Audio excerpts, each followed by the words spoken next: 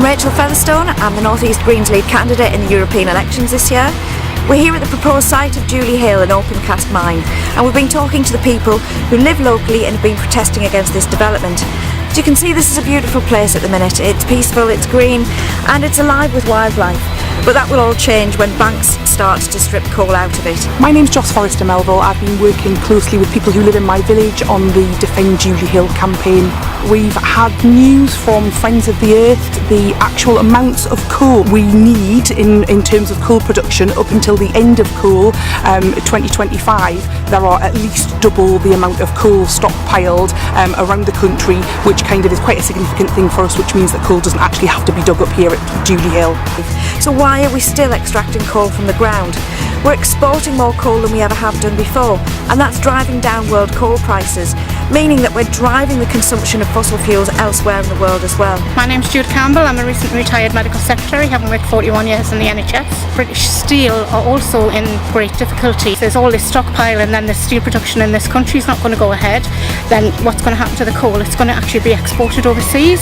So we have no benefit to the local economy, and it looks like there's going to be no benefit to the British economy either. This is an international problem. We're driving climate change at a time when we know that we need to cut emissions in order to keep global temperatures below 2 degrees. It looks very much as if we're going to overshoot that target with catastrophic consequences. My name's Pat McGee, and I've lived in Throckley for about 20 odd years. We've taken every opportunity to let the community know of what's going on, and I think that's been a success. People have been really incensed about the proposal.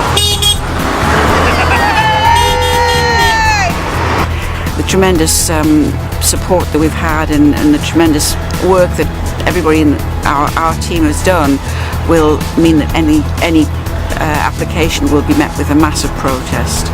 So 16,000 people have signed a petition against the development of this mine, and that's prompted Northumberland Wildlife Trust to reject the corporate sponsorship of banks. And we've just heard here tonight that Durham Wildlife Trust have also taken that step.